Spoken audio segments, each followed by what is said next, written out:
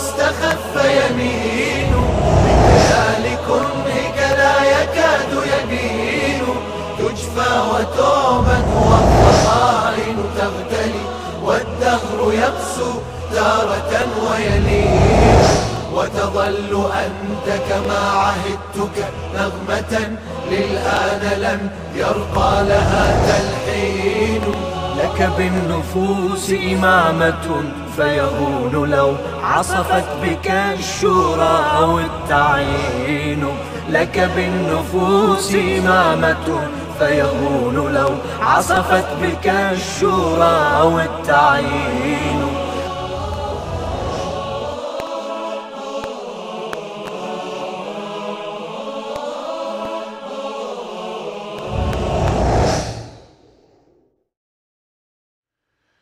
بسم الله الرحمن الرحيم الحمد لله رب العالمين ثم الصلاة والسلام على أشرف الأنبياء وأفضل المرسلين سيدنا ومولانا أبي القاسم مصطفى محمد وصلى الله عليه وعلى أهل بيته الطيبين الطاهرين المعصومين. بینندگان عزیز، در جلسه پنجم درس‌های عقاید اسلامی در خدمت شما هستیم.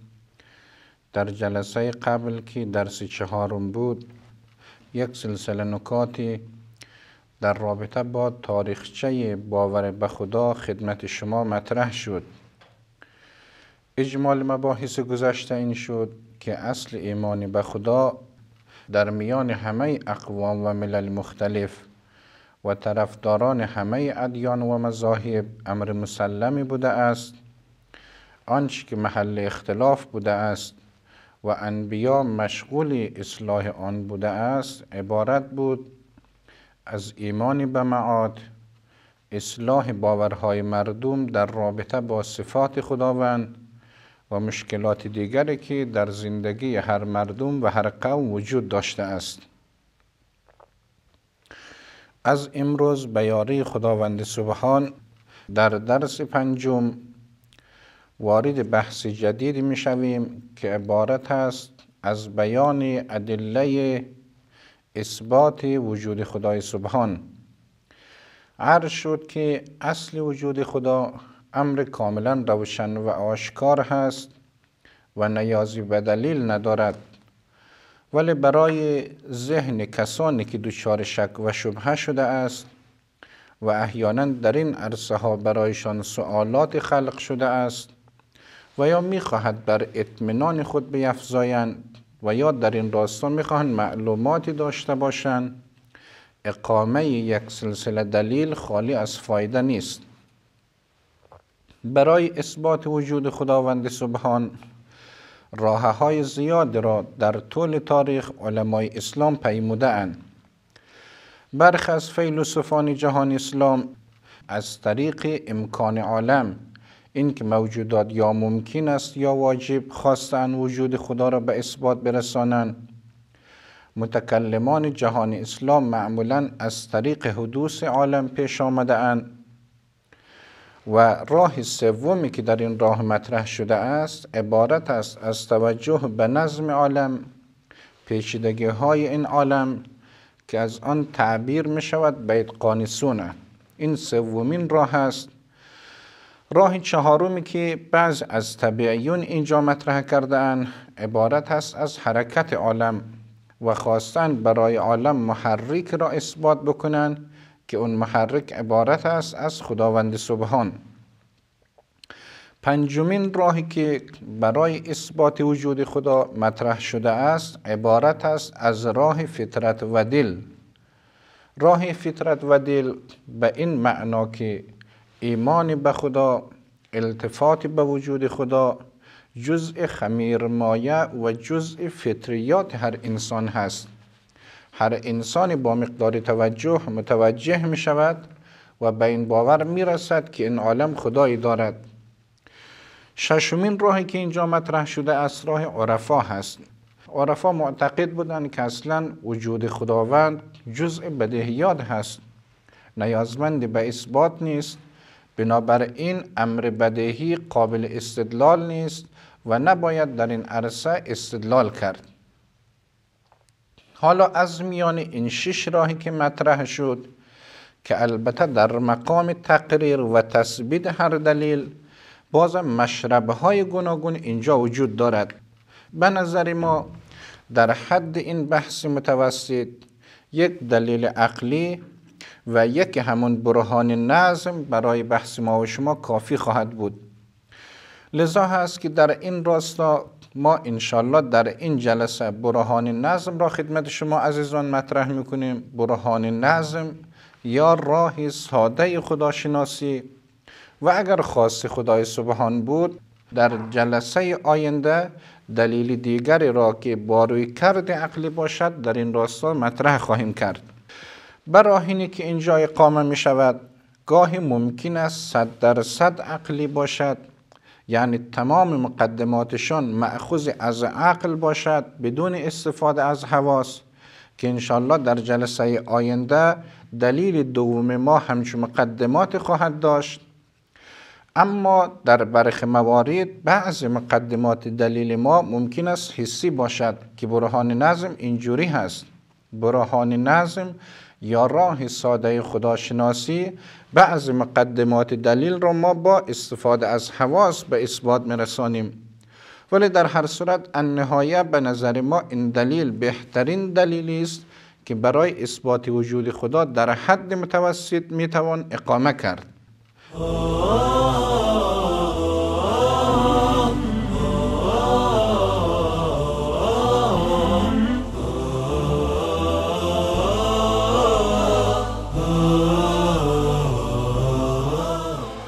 خصوصیاتی که این دلیل دارد: اولین خصوصیت برهان نظم این است که نیازمند مقدمات فنی و پیچیده نیست. مقدماتش کاملا سهل الوصول، هر انسان با معلومات متوسط میتواند این مقدمات را فهم بکند و برایش قابل درک است. این یک خصوصیت. خصوصیت دیگری که برهان نظم دارد، برای کسی که این برهان قابل قبول باشد نه تنها وجود خدا ثابت می شود، بلکه علاوه بر اون علم و حکمت خدا هم اثبات می شود و این خصوصیت بسیار مهم است. اونهایی که اهل مطالعه هستند و در این حوزه ها اهل نظر هستند میدانند برخی ادله هایی که با مشارب دیگر، مثلا بعض طرق عقلی که اقامه شده است، صرفاً اثبات میکند که این عالم آفریدگاری دارد. یک واجب الوجود ما داریم، اما این آفریدگار و واجب الوجود چه صفاتی دارد؟ رحیم هست، خالق هست، عالم هست، حکیم هست، چه خصوصیات را واجد هست؟ این خصوصیات با اون ادله به اثبات نمیرسد. اما با برهان نظم هم اصل وجود خدای سبحان به اثبات میرسد و هم علاوه بر اون علم و حکمت خدا کاملا به اثبات میرسد. به همین جهت هست که ما به این باوریم این دلیل در مقام تبلیغ و برای اذهان متوسط بهترین دلیلی است که ایمان به خدا، ایمان به وجود خدای سبحان را در اذهان رسوخ میبخشد. این دلیل مورد توجه اهل ادیان بوده است. علمای مسیحی، علمای یهودی، دانشمندان مختلف جهان اسلام، اعم از شیعه و سنی، حتی علمای معاصر، هر کس به اندازه وسع خود و با استفاده از معلومات زمان خود کوشش کرده است که برهان نظم را سر و سامان ببخشد. برهان نظم در قرآن کریم هم مورد توجه بوده است، در روایات ائمه علیهم السلام هم مورد توجه بوده است. البته ائمه احیانا براهین عقلی را هم برای اثبات وجود خدا استفاده کرده اند، ولی در مواجهه با سوالات ساده و بسیط و در مواجهه با کسانی که ذهن ساده داشتند، فطرت سلیمی داشتند، با استفاده از همین برهان نظم خدا را ثابت می‌کردند. اگرچند به نظر می‌رسد که برهان عقلی که در این حوزه ها اقامه شده است از نظر اتقان و از نظر استحکام بیشتری داشته باشد، اشکالات کمتری داشته باشد، ولی در مجموع برهان نظم قابل رجحان است و بهترین دلیل است که در حوزه اثبات وجود خدا میتوان اقامه کرد. در رابطه با برهان نظم، اولین سوالی که برای شما عزیزان مطرح می شود این است که مراد از نظم چیست؟ مراد از نظم، اون نظمی که ما اینجا بحث میکنیم، نظم همیشه در مورد اشیای مرکب و اون چیزهایی که دارای اجزا باشد قابل طرح است. بنابراین نمیتوان نظم را در رابطه با مقوله واحد مطرح کرد. نظم کیفیت و نحوه ترکیب و چینش اجزای متعدد یک مجموعه است، به گونه‌ای که هماهنگی آنها بتواند هدف از آن مجموعه را تأمین نماید. اگر ما بخواهیم یک مثال خیلی ساده را خدمت شما عرض بکنیم در رابطه با یک کتابخانه. یک کتابخانه منظم چه کتابخانه است؟ یک کتابخانه منظم اون کتابخانه است که کتاب‌های مربوط به موضوع واحد همگی در یک قفسه به ترتیب قرار گرفته باشند. کتاب‌های مربوط به عقاید، کتاب‌های مربوط به تاریخ، کتاب‌های مربوط به تفسیر، کتاب‌های مربوط به جغرافیا. پس بنابراین هدف از کتابخانه اگر همون سهل الوصول بودن باشه، این که مراجعه کننده به سادگی بتواند به منبع مورد نظر برسد، این است که کتاب‌ها هر کدام در قفسه خاص به صورت منظم و مرتب چیده شده باشد. این می شود اصطلاحاً همون نظم.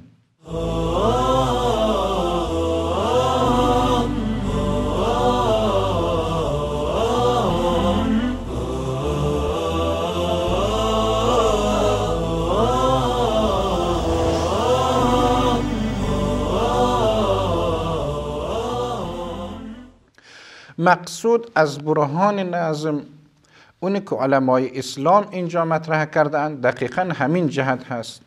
اگر در این عالم دقت بشود، اگر در آسمان و زمین دقت بشود، اگر در عالم گیاهان دقت بشود، اگر در وجود خود انسان ما و شما دقت بکنیم، هزاران مورد از نظم را اینجا میبینیم. بر همین اساس هست که علما از این طریق خواستن استدلال بکنن. برهان نظم اگر بخواهیم به صورت منطقی مطرح بکنیم، شاید بشود اینجوری گفت که در عالم ما و شما نظم برقرار است. هر نظمی به دست ناظمی به وجود آمده است. چیز مسلم هست وقتی این نظم را ما و شما میبینیم، پشت سر این نظم باید تدبیر باشد، ناظمی باشد. نتیجه این می شود که پس این نظم هم به دست یک ناظمی به وجود آمده است که همون خدای سبحان باشه.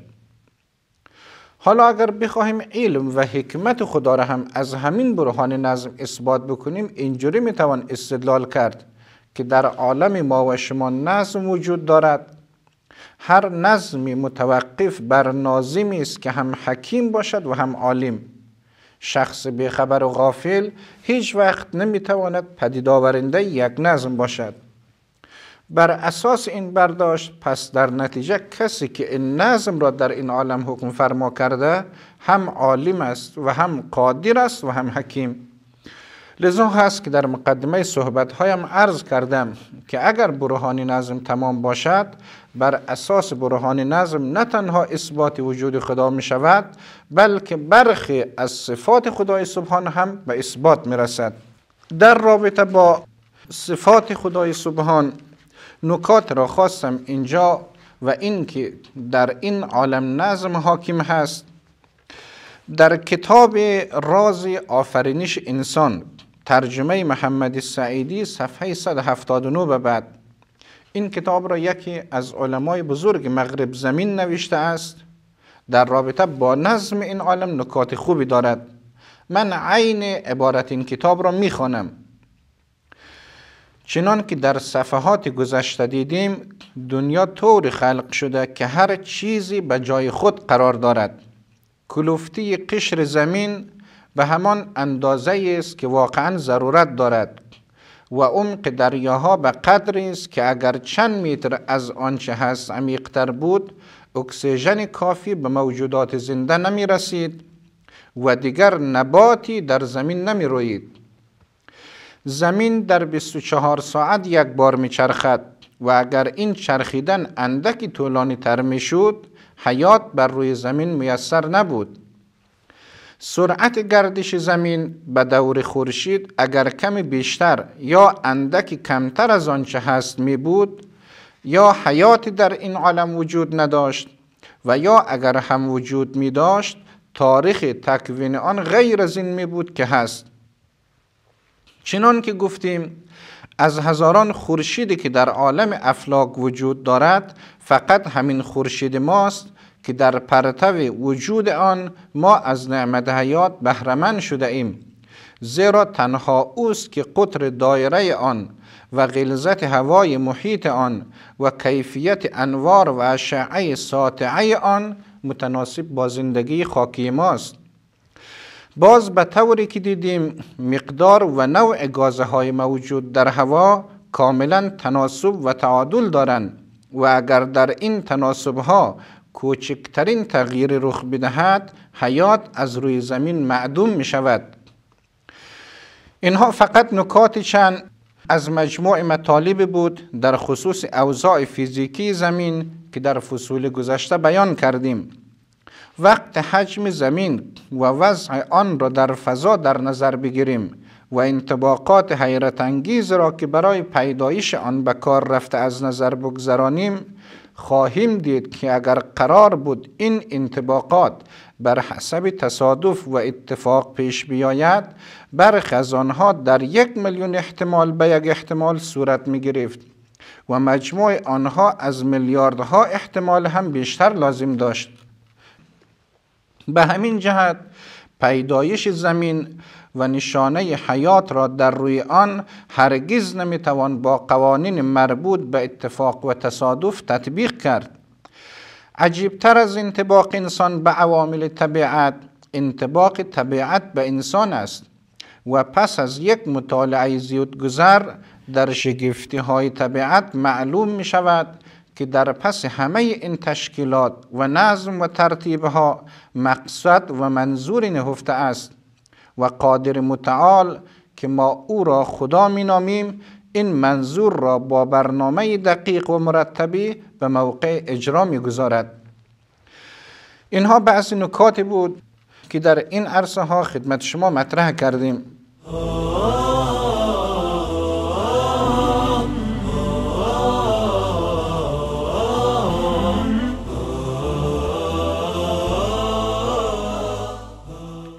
واقعا اگر بخواهیم ما و شما خیلی ساده در این جهت وارد بحث بشویم، آیا هیچ یک از ما و شما فقط اگر همین اعضای بدن ما مثل چشم را در نظر بگیریم، آیا می توانیم باور بکنیم که این چشم ما و شما همین جوری بدون هیچ برنامه در این جای بدن ما و شما گذاشته شده است؟ و یا همچون سؤال را اگر در رابطه با گوش مطرح بکنیم، امروزه در رابطه با بدن انسان به اثبات رسیده است که صدها عضو و صدها سلول داریم. اگر فقط همین چشم را دقت بکنیم، آیا عقل من و تو باور میکند که این چشم به صورت اتفاقی در این جای سر گذاشته شده است؟ آیا عقل من و شما در رابطه با زبان و در رابطه با گوش این باور را میکند که بدون هیچ برنامه، بدون اینکه پشت سرش کسی باشد، در این جای بدن گذاشته شده است؟ اگر یک مقدار واقعی‌تر نگاه بکنیم، شما یک کتاب را در نظر بگیرید. اگر کتاب را ببینید و این کتاب را از اول تا آخر مطالعه بکنید، بعد میبینید که صفحات هر کدام از صفحات کتاب به اندازه هست، فصول کتاب با تناسب هست. از اول تا آخر کتاب این کتاب هدف واحد را تعقیب می کند. کلمات کتاب، حروف کتاب، صفحه بندی کتاب، از هر جهت می بینید که کتاب کاملا کتاب منظم و خوبی هست. آیا در پایان عقل شما باور می کند که این کتاب خود به خود به وجود آمده باشد؟ آیا شما می پذیرید که مثلا باد بر اثر اتفاق قلم را روی کاغذ کشانده است و در نتیجه این کلمات کنار هم قرار گرفته‌اند و از کنار هم قرار گرفتن این کلمات کتابی به این خوبی خلق شده است. هرگز عقل انسان همچون چیز را باور نمی کند. اگر در مورد یک کتاب عقل من تو باور نمی کند، پس در رابطه با جسم انسان، در رابطه با آسمان ها، در رابطه با زمین ها که هر روز بعد از اسرار این عالم برای انسان ها کشف می شود، چجور می تواند عقل انسان باور بکند که پشت سر این همه نظم هدفی نباشد، پشت سر این همه نظم حکیمی نباشد و پشت سر این همه نظم قدرتی نباشد؟ بدون شک هر انسانی که ذهنش خالی از شبهه باشد، اگر مقدار راجع به این عالم مطالعه بکند، راجع به بدن خود دقت داشته باشد، حتی فقط راجع به همین زبانی که حالا من خدمت شما صحبت میکنم، شاید کمتر انسانی باور بکند که این زبان بدون هیچ هدف، بدون اینکه پشت سرش کسی باشه، بر اثر اتفاق در این جای خودش گذاشته شده است. قطعا مقدار تأمل انسان را به این باور میرساند که یک انسان حکیم با برنامه و با هدف خاص زبان را به عنوان عضوی از اعضای انسان در این جای خودش گذاشته است.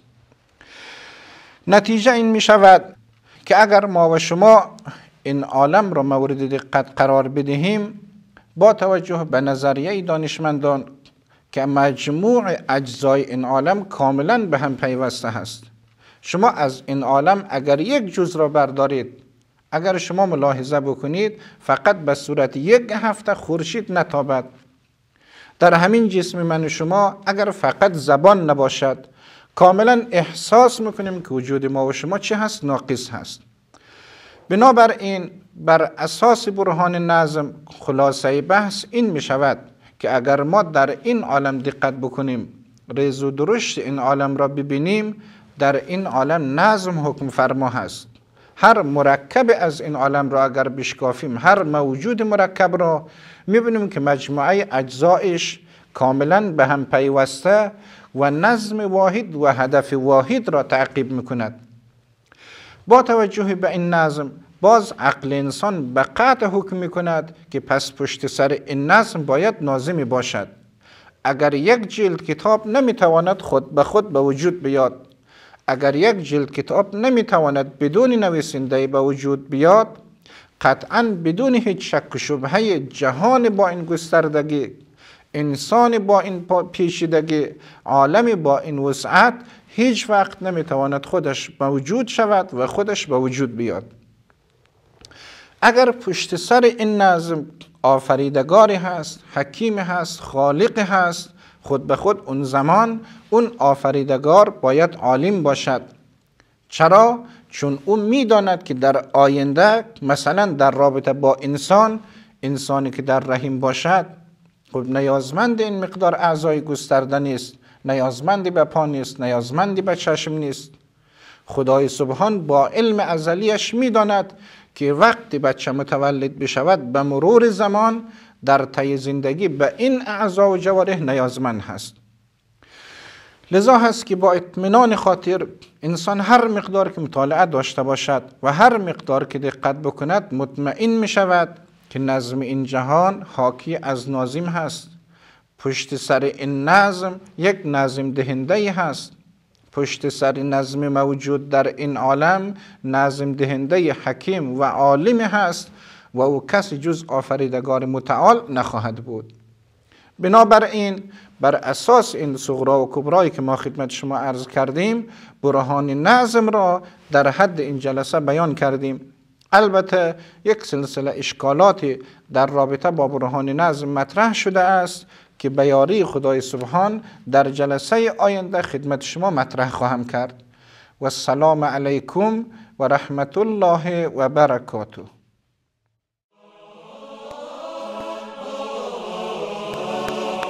قال يسار واستخف يمين، بكيال كرهك لا يكاد يبين، تجفى وتعبد والضغائن تغتلي، والدهر يقسو تارة ويلين.